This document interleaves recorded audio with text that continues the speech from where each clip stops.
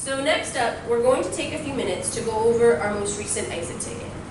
Now, if you remember, the exit ticket was about words with multiple meanings.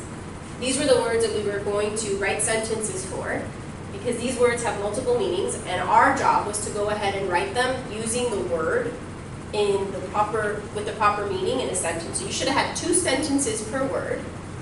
You were supposed to use each meaning for the word in each sentence. Make sure to have pronoun and verb agreement, and make sure that sentences started with a capital letter, ended with a period. Y'all know this stuff, right?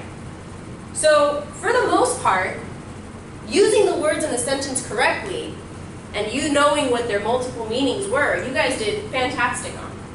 The part where some of us lost a little bit of points was in the pronoun and verb agreement part.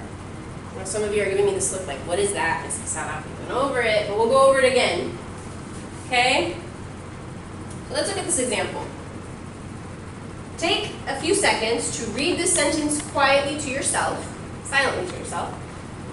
And in a moment, I'm going to have you do a turn and talk. See if you can tell your partner what it is that you would do to correct this sentence. Silently think. All right. Now go ahead and turn and talk to your partner and see what you would do to correct this sentence. Go.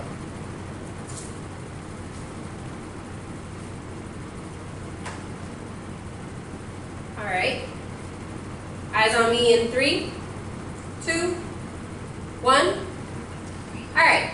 So can one of y'all tell me what you or your partner said they would do to correct this sentence? Why did Ms. Casada possibly take a point off of this sentence?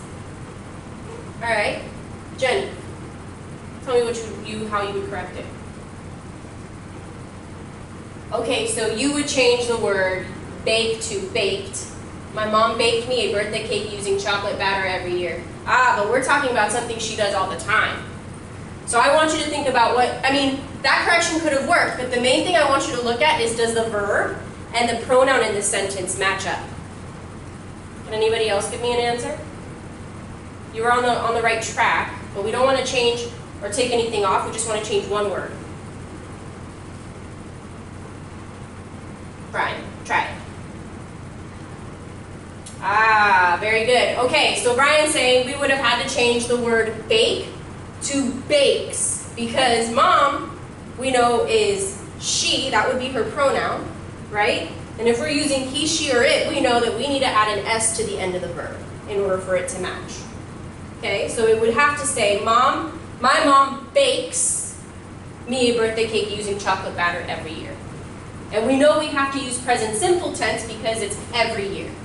All right, so let's try the next one. I'm going to give you guys another one. Another couple. And this time what I want you to do is write it down on a piece of paper, and silent and solo, see if you can figure out how to correct these 2 sentences. Silent, solo, take out your journals, go.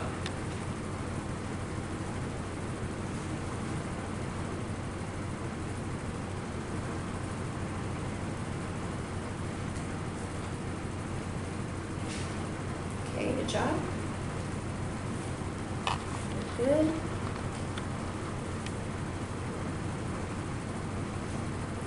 Okay, I see most of you have got it pretty much down. All right, so for the most part, I noticed that was the only mistake that you guys really made on most of these sentences, was finding where the pronoun and the verb didn't match up. So I'm going to give you guys another set of 3 words. And we're going to do the same thing. We're going to write 2 sentences per word for the multi-meaning words. And then this time, we're really going to pay attention to making sure we're, 1, using the word correctly in each sentence, but also making sure that our pronouns match. So pet and her match, right? So it says, my dog likes when I pet her. My sister, this one I gave to you guys, whoops. But my sister, this one should have said, my sister had a pet dog. Right? You guys, I saw that you had corrected it correctly on your paper. All right. So, Silent solo, this is going to be your turn to try it again with the words duck, bat, and bark. Go.